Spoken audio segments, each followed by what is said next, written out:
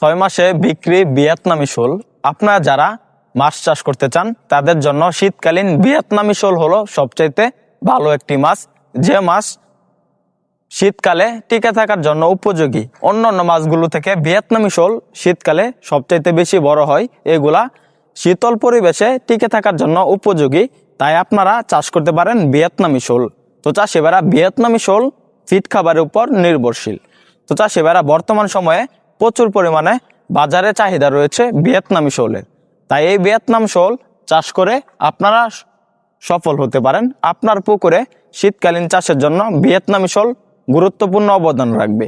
দেখা যাচ্ছে অন্যান্য যে মাছগুলো রয়েছে যেমন মনুসেক্স, তেলাপিয়া, ট্যাংরা, গুলশা, শিং, এগুলা কিন্তু শীতকালীন কম খাবার খায় এবং গ্রোথ বাড়ে না।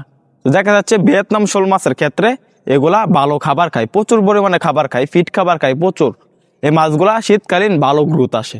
এই মাছগুলা প্রতি শতাংশে আপনারা আপনার পুকুরে চাষ করতে পারেন প্রায় 300 পিস। এই মাছগুলা দেখা যাচ্ছে প্রায় 8 মাসে বাজারে বিক্রি করতে পারবেন।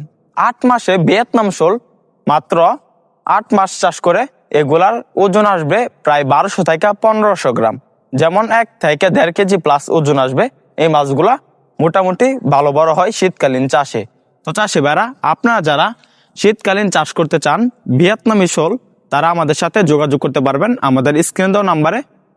তো চাষি ভাইরা, আমরা কিন্তু সারা বাংলাদেশে পাইকারি এবং ফ্রি হোম ডেলিভারিতে বিক্রি করে থাকি ভিয়েতনামি শোল।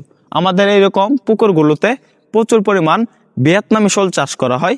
আপনারা যদি ভিয়েতনাম শোল চাষ করতে চান অবশ্যই বড় পুকুরগুলোতে, বড় জায়গায় ভিয়েতনামি শোল চাষের চেষ্টা করবেন। এরকম ছোট পুকুরে ভিয়েতনামি শোল চাষ করবেন না, কেননা এরকম ছোট পুকুরে চাষের জন্য রয়েছে দেশি ট্যাংরা এবং দেশি গুলশা বা দেশি শিং, যেগুলো অতি ঘনত্বে চাষ করা যায়। কিন্তু ভিয়েতনাম শোলের ক্ষেত্রে দেখা যাচ্ছে প্রচুর পরিমাণে জায়গা লাগে। যত বড় জায়গা হবে তত দেখা যাচ্ছে ভিয়েতনাম শোল চাষে ফলাফল পাবেন ভালো।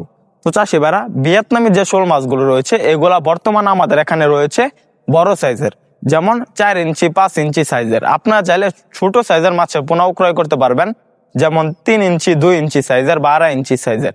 অবশ্যই শীতকালীন বড় সাইজের যে মাছগুলো রয়েছে এগুলা চাষে ভালো ফলাফল আসে। তো অবশ্যই ভিয়েতনাম শোল মাছ চাষের ক্ষেত্রে একটি জিনিস মাথায় রাখবেন, তা না হলে ভিয়েতনাম শোল মাছ চাষে লস হতে পারে। যেমন অন্যভাবে চাষ করেন দেখা যাচ্ছে ভিয়েতনাম শোল মাছগুলো অন্য মাছগুলোকে দমন করে ফেলবে, তাই এই মাছগুলো এককভাবে চাষ করবেন। এককভাবে চাষ করলে এই মাছগুলার খাবার এক্সট্রা ভাবে থাকবে, এই মাছগুলা এই খাবারগুলা খেয়ে ফেলবে। যেমন ফিট খাবার, বিভিন্ন সাইজের মাছের জন্য বিভিন্ন সাইজের ফিট রয়েছে।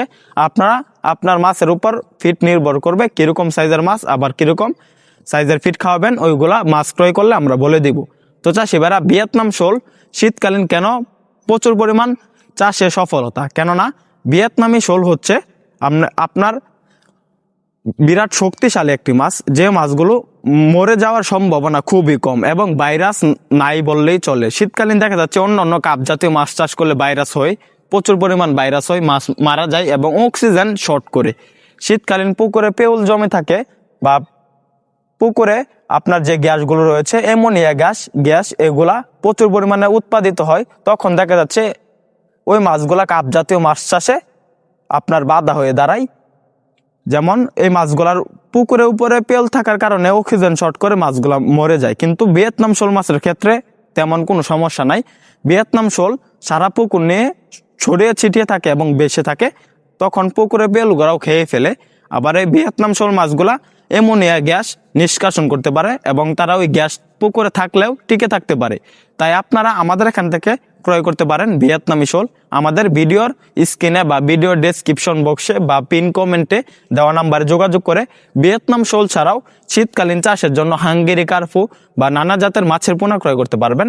এবং শীতকালীন আমাদের এখানে পাচ্ছেন হাঙ্গেরি জাতের কার্পু মাছের রেনু পোনা। আপনারা দুটোটাই মজুত করতে পারেন চাষের জন্য।